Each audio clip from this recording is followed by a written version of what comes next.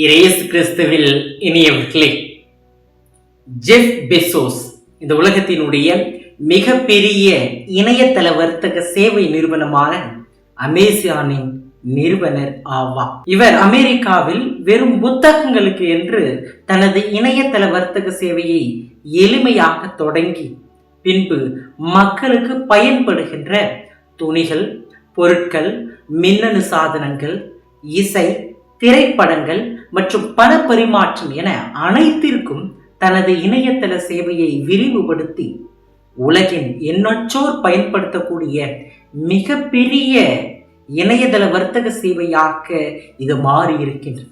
வெறும் 25 ஆண்டுகளில் மகத்தான வெற்றி பெற்று உலகின் இணையதள வர்த்தக சேவையில் முதலிடம் பெற்ற இந்த நிறுவனமும் அதன் தலைவர் ஜெஃப் பெசோஸும் மிக எளிதாக இந்த நிலையை அவர்கள் அடையவில்லை. எண்ணற்ற சவால்களையும் போராட்டங்களையும் இதற்காக அவர் சந்தித்தார். முதலாக வர்த்தகத்திற்கென்று ஒரு இணையதள சேவையை துவங்கலாம் என்னும் யோசனையை தன்னுடைய சக பணியாளர்களுடன் இவர் சொன்னபோது எல்லோரும் அவரை பார்த்து சிரித்தார். பின்பு இதை அவர் தன்னுடைய உறவினர்கள் மற்றும் நண்பர்களிடம் சொன்னபோது கூட அவரை பார்த்து எல்லோரும் சிரித்தார்கள். அவருக்கு யாரும் எந்த விதமான உற்சாகத்தையும் மற்றும் நம்பிக்கையையும் தரவில்லை. இந்த நிறுவனத்தை அவர் முதலாக அமெரிக்காவிலே ஆரம்பிக்கலாம் என்று சென்ற பொழுது அவருடைய இந்த நிறுவனத்தில் பணி செய்ய எவரும் அவரை நம்பி வரவில்லை.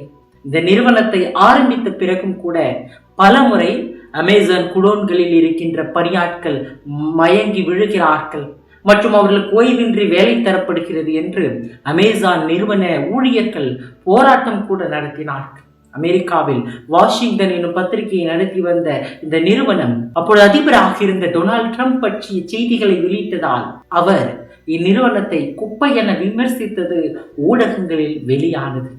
இந்தியாவில் இந்த நிறுவனம் பல தெய்வங்கள் கொண்ட புகைப்படம் இருக்கும் காலணிகள் மற்றும் கழிப்பிட பொருட்கள் விற்பனைக்கு வெளியிட்டதாகவும் மேலும் 5 மா இலைகள் 5000 ரூபாய்க்கு விற்றதாகவும் பலரால் பல வகைகளிலே விமர்சிக்கப்பட்டது. இன்னும் பலமுறை பலரால் இந்த நிறுவனம் எண்ணற்ற விமர்சனங்களையும் சவால்களையும் சந்தித்த போதும் கூட இன்றும் எல்லோருடைய உள்ளங்களிலும் பதிந்த மற்றும் எல்லோரும் பயன்படுத்தக்கூடிய உலகின் முதல் தரமான ஒரு நிறுவனமாக இது இருந்து வருகிறது. அன்பார்ந்தவர்களே, ஒரு நிறுவனம் தனது சேவையில் இறந்து கல்லறையில் அடக்கம் செய்யப்படக்கூடிய அளவிலே எண்ணற்ற சவால்களை சந்தித்திருந்தாலும் அது கல்லறையில் மடிந்தே கிடக்காமல் மீண்டும் விருட்சமாக உயிர்த்தெழுந்து இன்றைக்கும் மக்கள் மத்தியிலே முதல் தர வர்த்தக இணையதள சேவை நிறுவனமாக இருக்கின்றது.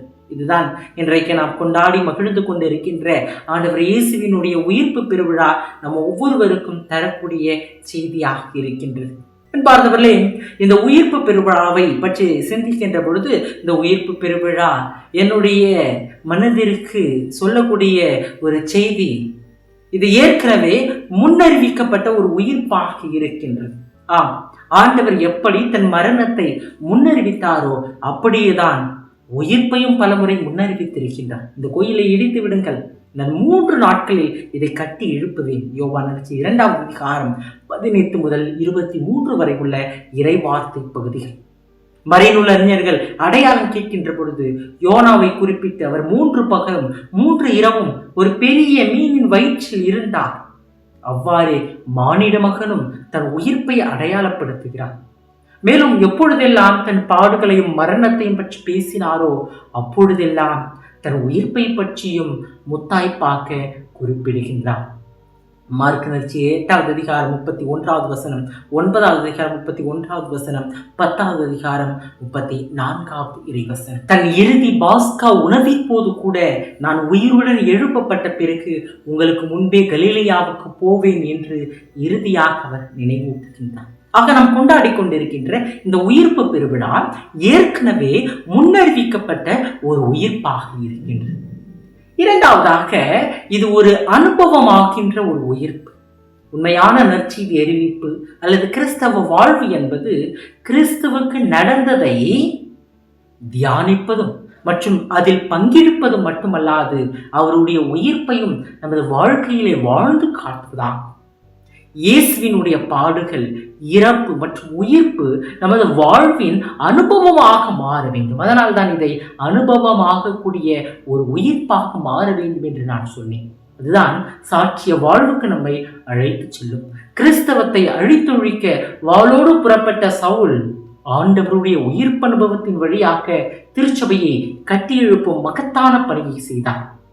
அவரே இதை பல இடங்களிலே ஒப்புக்கொள்கிறார். 1 கொரிந்தியர் 15வது அதிகாரம் 3 முதல் 8 வரை உள்ள இறைவசனங்கள், திருத்துதர் பணிகள் 9வது அதிகாரம் 3 முதல் 9 வரை உள்ள இறைவசனங்கள், 22வது அதிகாரம் 6 முதல் 13 வரை உள்ள இறைவசனங்கள், 26வது அதிகாரம் 12 முதல் 18 வரை உள்ள இறைவசனங்கள். ஆண்டவருடைய உயிர்ப்பு அனுபவமே மிக தைரியமாக பேதுருவை சாலமோன் மண்டபத்திலும் யூத தலைமைச் சங்கத்திலும் சாட்சியம் பகர வைத்தது. திருத்துதர் பணிகள் 3வது அதிகாரம் 15வது வசனம். ஆக ஈஸ்டர் பெருவிழா கிறிஸ்தவர்களாகிய நம்ம ஒவ்வொருவருக்கும் இறை அனுபவத்தினுடைய படிக்கட்டாக இருக்கின்றது. இயேசு சிலுவையில் இறந்து கல்லறையில் அடக்கம் செய்யப்பட்டாலும் மீண்டுமாக கல்லறையை பிளந்து விருட்சமாக உயிர்த்தெழுந்தார். இன்றைக்கு மனித வாழ்க்கையிலே நாம் மீண்டுமாக சவால்களால் புதைக்கப்பட்டு கல்லறையில் அடக்கம் செய்யப்பட்டாலும் இயேசுவை போல மீண்டும் உயிர்த்தெழ வேண்டும். புது வாழ்வை எதிர்நோக்கி பயணிக்க வேண்டும். இயேசுவின் மரணம் கல்லறையோடு நின்றிருந்தால் இன்று திருச்சபைக்கு வழி இல்லை, கிறிஸ்தவத்திற்கு வேலை இல்லை. அவருடைய உயிர்ப்பில் தான் நம் விசுவாசம் நங்கூரமிடப்பட்டிருக்கின்றது. திருச்சபை பிறந்திருக்கிறது, கிறிஸ்தவம் தழைத்திருக்கின்றது. இதுவரை வரலாற்றில் நாசரேத்து இயேசுவாக அறியப்பட்டவர் இன்று கிறிஸ்துவாக தன்னை நிலைநிறுத்திக் கொள்கிறார். பழைய மற்றும் புதிய ஏற்பாட்டு இறைவாக்குகளின் நிறைவுதான் இந்த இயேசுவினுடைய உயிர்ப்பு. இது இயேசுவினுடைய வாழ்வு மற்றும் அவருடைய பணி அனைத்தையும் அங்கீகரிக்கிறது. இயேசு நிக்கதேமிடம் மறுபடியும் பிறந்தாலன்றி எவரும் இறையாட்சியை காண இயலாது என மிக உறுதியாக உங்களுக்கு சொல்கிறேன் என்றான். மேலும் ஒருவர் தண்ணீராலும் தூய ஆவியாலும் பிறந்தாலன்றி இறையாட்சிக்கு உட்பட இயலாது என கூறினார். ஆகவே நாம் கிறிஸ்துவில் மற்றும் கிறிஸ்துவோடு இன்றைக்கு உயிர்த்தெழ அழைப்பு பெறுகின்றோம். அவரோடு நாம் உயிர்த்தெழுவோம். எப்படி நாம் கிறிஸ்துவோடு உயிர்த்தெழ முடியும்? இன்றைக்கு திருவழிபாட்டை நாம் ஒளியோடு துவங்கினோம். இயேசுவினுடைய உயிர்ப்பு நம் ஒவ்வொருவருக்கும் ஒளியை தருகின்றது. பாவம் என்னும் இருளாக மறைந்து கிடக்கும் நம் வாழ்வு இயேசுவின் உயிர்ப்பு என்னும் ஒளியை பெற வேண்டும். முதல் மனிதன் செய்த பாவத்தால் எழுந்த இருளானது இயேசுவினுடைய இறப்பு மற்றும் உயிர்ப்பில் ஒளியாக ஒவ்வொருவருக்கும் தரப்படும். எகிப்திலே அடிமையாக இருளான வாழ்விலே மூழ்கி கிடந்த மக்களின் வாழ்வில் ஒளியானது ஏற்றப்படுகிறது, அதாவது விடுதலை தரப்படுகிறது.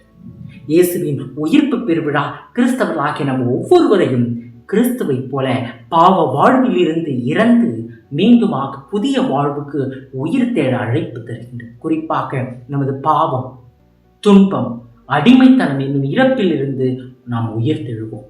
புனித லியோ சொல்வதைப் போல இதுதான் திருவிழாவுக்கெல்லாம் திருவிழா, த ஃபீஸ்ட் ஆஃப் ஃபீஸ்ட். ஆகையால் உயிர்ப்பு பெருவிழாவை கொண்டாடும் போதெல்லாம் நாம் உயிர்த்தெழுந்த சமூகமாக ஒளிர்ந்திட அழைப்பு பெறுகின்றோம். அன்பர்களே, அவர் இறந்தது போலவே நாமும் அவரோடு ஒன்றித்து இறந்தோம் எனில் அவர் உயிர்த்தெழுந்தது போலவே நாமும் அவரோடு ஒன்றித்து உயிர்த்தெழுவோம். அவரோடு இறந்தோம் ஆயின் அவரோடு வாழ்வோம். ரோமையருக்கு எழுதிய திருமுகம் 6வது அதிகாரம் 5 மற்றும் 8வது இறைவசனங்கள். இன்றைய நற்செய்தி பகுதியில் விடியற் காலையில் நறுமண பொருட்களோடு பெண்கள் கல்லறை நோக்கி சென்ற போது கல்லறை வாயில் இருந்த கல்லானது அகற்றப்பட்டு இருந்ததை கண்டார். நம்முடைய வாழ்க்கையிலும் நம்முடைய உள்ளத்தை அரித்து கொண்டிருக்கின்ற பல கற்களானது அகற்றப்பட வேண்டும். அப்போதுதான் நம்முடைய உள்ளத்தில் இருக்கின்ற தேவையற்ற பழக்கங்கள் மற்றும் செயல்பாடுகள் உயிர்த்தெழும். சுருட்டி வைக்கப்பட்டிருக்கின்ற துணி இயேசுவின் உயிர்ப்புக்கு சாட்சியாக அமைந்தாலும் இன்றைக்கு துணியைப் போல நமது உள்ளத்தில் பலவிதமான கவலைகள், பாரங்கள், கஷ்டங்கள் மற்றும் கடன் தொல்லைகள் சுருட்டி வைக்கப்பட்டிருக்கின்றன. இது நம்மை ஒவ்வொரு நாளும் வாழ விடாமல் தடுத்து கொண்டிருக்கின்றது. இவற்றிலிருந்து நாம் உயிர்த்தெழ வேண்டும். இன்னும் நமது சுயநலம், பொறாமை, ஏற்றத்தாழ்வு என்ற அந்த உணர்வு, கோபம், அதிகாரம் மற்றும் பிறரை பழிவாங்கும் எண்ணம் என இவை அனைத்துமே நமது உள்ளம் என்னும் கல்லறையில் பல ஆண்டுகளாக அடக்கம் செய்யப்பட்டிருக்கிறது. இவற்றிலிருந்து நாமும் இயேசுவோடு இணைந்து உயிர்த்தெழுவோம். அவர் இறந்தது போலவே நாமும் அவரோடு ஒன்றித்து இறந்தோமெனில் அவர் உயிர்த்தெழுந்தது போலவே நாமும் அவரோடு ஒன்றித்து உயிர்த்தெழுவோம். ரோமியருக்கு எழுதி திருமுகம் 6வது அதிகாரம் 5வது வசனம். இன்றைக்கு ஆண்டவர் இயேசுவினுடைய உயிர்ப்பு கிறிஸ்தவர்களாகிய நம்ம ஒவ்வொருவருக்கும் மிகுந்த மகிழ்ச்சியை தர வேண்டும் என்றால் இன்றைக்கு கிறிஸ்துவோடு சேர்ந்து நாமும் உயர்த்தப்பட வேண்டும். நமது வாழ்க்கையில் இன்னும் பல செயல்பாடுகளில், பல எண்ணங்களில் மற்றும் நம்முடைய வார்த்தைகளில் நாம் உயிர்த்தெழ வேண்டும். அதாவது கிறிஸ்துவில் மறுபிறப்பு அடைய வேண்டும் என்பதை நாம் இன்றைய நாளிலே உள்ளத்திலே ஏற்றுக்கொள்வோம். ஆண்டவர் இயேசுவினுடைய உயிர்ப்பு பெருவிழா நல்வாழ்த்துக்களை தெரிவித்துக் கொள்கின்றேன். இறைவன் உங்கள் அனைவரையும் ஆசீர்வதிப்பார்.